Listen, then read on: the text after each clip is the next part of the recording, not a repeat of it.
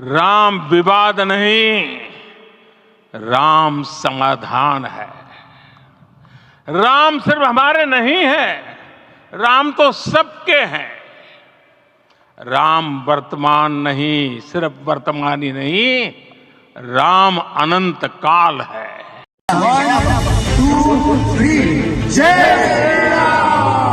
लेकिन इसी बीच एक जबरदस्त वीडियो वायरल हो रहा है। ये वीडियो ऐसे समय पर वायरल हुआ है जब पूरे देश में जय श्री राम के नारे लग रहे हैं। दावा किया जा रहा है कि ये वीडियो LAC यानी लाइन ऑफ एक्चुअल कंट्रोल से आया है। इस वीडियो में भारत और चीन के सैनिक दिख रहे हैं। तो सारे वो क्या कह रहे हैं, जय Shri Ram, hello Lord Ram, hello Lord Ram, hello Lord Ram. This is what everybody was saying. Number 1 पे USA, दूसरे पे चाइना और तीसरे पे भारत। ये कोई छोटी अचीवमेंट नहीं है। और उसके बाद जो एक पोस्टर होता है वर्ल्ड के अंदर, this is the country, this is the future. जो चाइना था 1998 में, आज भारत वहां पर है। That means let's start talking of China plus one. China plus one की बातें ऑलरेडी शुरू हो गई हैं एंड भारत के अंदर वो पोटेंशियल है कि we can provide to the world what world is looking from us. आपको इस पे खुशी होनी चाहिए या आपको दुख होना चाहिए, अब ये आप पे डिपेंड करता है। मैं तो इस चीज पे, मैं एज ए सब कॉन्टिनेंट के रहने वाले, जिनकी मूवीज आप सारा दिन देखते हैं, सारा दिन उनके गाने गाते हैं, आप चांद पे उन्होंने अपना लैंड कर दिया है, चंद्रयान, और उन्होंने अगर सूरज पे भी अपना, उसके ऑर्बिट में भी पहुंच चुके हैं। 7.7% है। वॉशिंगटन DC को उन्होंने घुटनों में दे लिया है। यहाँ पर जो छोटी छोटी कंपनीज हैं, जिसको हम कॉर्नर फैक्ट्रीज बोलते हैं, वो भी पूछती हैं कि भाई अगर मुझे भारत में फैक्ट्री लगानी है, how can you help me. That is not a small thing. Chinese कभी भी अपनी कंट्री को छोड़कर बाहर नहीं जाते। तो ये अगर सोच रहे हैं कि हमें भारत में जाना है, नॉट अ स्मॉल अचीवमेंट। हो सकता है कि भारतीय जवानों के साथ चीन के सैनिक भी जय श्री राम के नारे लगा रहे हैं। 1, 2, 3 सो अगर आप न्यू एज ऑफ इंडिया को एक्सप्लेन करें तो जो अंबानी ने एक्सप्लेन किया कि this is about Indian civilisation, it is about India seen as an industry, it is seen India with soft power, it is seen an India. ये वो चीज़ें हैं जिसकी वो बात कर रहे हैं। ये बड़ी लंबी मैं आपको बात बताऊं, ये एक इज समथिंग टू एक्सप्लोर कि पूरी की पूरी जो स्टेट है वो साथ खड़ी हो गई है इनके। और अब देखते हैं कि जो इनके ओपोनेंट्स हैं वो क्या करते हैं। आज पाकिस्तान के फॉरेन ऑफिस ने भी एक स्टेटमेंट जारी की और उन्होंने कहा कि जो दुनिया को इसका नोटिस लेना चाहिए। ठीक है, मेरा ख्याल है कि वो जो पाकिस्तान का फॉरेन ऑफिस कह रहा है, the time has gone for that. किसी एक मुस्लिम वर्ल्ड ने 57 इस्लामिक स्टेट्स हैं, किसी एक 57 इस्लामिक स्टेट में से किसी एक ने भी ज्वाइन किया है कि भाई तुमने ये 500 साल पुरानी जो मस्जिद डिमोलिश की उसके ऊपर मंदिर क्यों बनाया। ये बड़े इंपॉर्टेंट क्वेश्चन है।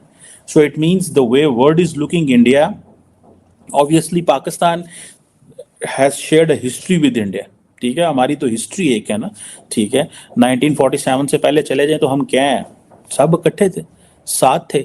हम कई दफ़ा कहते हैं, वो साजिद तारड़ साहब हमारे दोस्त कहते हैं कि we were together, we have one DNA, हमारा DNA एक है। ठीक है, आधे उधर हैं, आधे इधर हैं, कुछ हमारे लगते लगाने उधर के, उनके रिश्तेदार इधर हैं, इनके रिश्तेदार उधर हैं।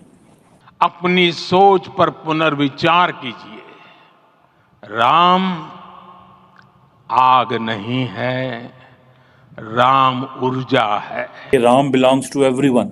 ठीक है, जैसे मुसलमान कहते हैं ना कि जी हम राम जो है खुदा सबका है। ठीक है, so they are saying Ram belongs to everyone. Ram is not just present, Ram is eternal.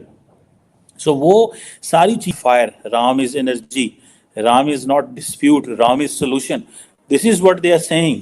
ठीक है जी। और ये सारी की सारी जो हाई प्रोफाइल फिगर्स वहाँ पे RSS की, politicians, Yogi Adityanath, chief minister साहब, जो सब आए हुए थे। सो भाई ये एक डिफरेंट चीज़ है। और ये न्यू एज ऑफ इंडिया जो है, इसमें रिलीजन है, इसमें सिविलाइजेशन है, इसमें इंडस्ट्री है, इसमें कॉमर्स है, इसमें वो अपनी they are trying to bring their own values, they want to spread it across the world. ठीक है जी। और they are giving a new shape and idea to India. That is the new age of India. ये चीज़ें हैं। मैं समझता हूँ कि ये पाकिस्तान किसी भी 57 इस्लामिक ममालिक में से किसी एक मुल्क ने, आप मुझे बताएं, जिसने ये कहा हो कि पायन एतोसंकी कीता है। मैं that's why I am saying कि ये आपको ये जो ट्रांसफॉर्मेशन है इसको समझने की ज़रूरत है, और आपको देखना है तो how the world is responding India. Nobody is responding India the way Pakistan is responding. ये चीज़ें हैं ऑब्वियसली, क्योंकि हमारी सारी जो है वो एक हिस्ट्री यूनाइटेड है, और फिर ख़ासतौर पे बाबरी मस्जिद के ऊपर पाकिस्तान ने एक पोजीशन ली रखी हुई है।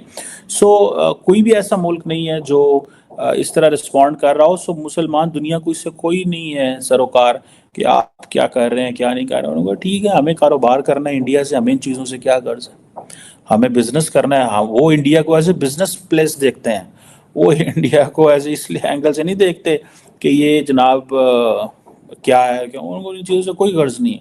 उनको इस चीज़ से गर्ज है कि जाएंगे तो क्या मिलेगा वहाँ से, कैसे कारोबार होगा, क्या हमें अपॉर्चुनिटी मिल सकती है, हम इनको कैसे इंगेज कर सकते हैं, और इनको हम अपना चूरन अपना माल कैसे बेच सकते हैं। इंडिया एज ए मार्केट को हम माल कैसे बेचता है। मोहम्मद बिन सलमान इस बॉलीवुड को देख रहा है कि ये मेरे सऊदी अरब में आके फिल्म इंडस्ट्री को कैसे चलाएंगे। उनके लिए राम मंदिर और बाबरी मस्जिद, ये दोनों उनकी उस पॉलिसी में कहीं फिगर आउट नहीं करते। उनकी पॉलिसी में ये फिगर आउट करते हैं कि कतरीना कैफ, सलमान खान, शारदा कपूर और इन लोगों को हमने सऊदी अरब कैसे लेके जाना है। That's how they are looking.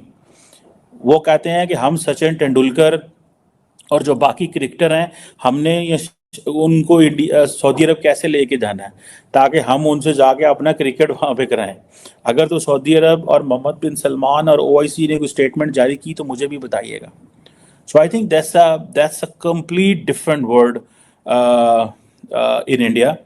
बिल्कुल डिफरेंट चीज़ है, इसको समझने की ज़रूरत है। इसको जितना जल्दी समझेंगे, जितना ज़्यादा अच्छे तरीके से समझेंगे, और इसके क्या प्लस माइनस हैं इनको समझें, जानने की ज़रूरत है। मैं ज़ाती तौर पे मैं इस चीज़ को समझता हूँ as a student of politics.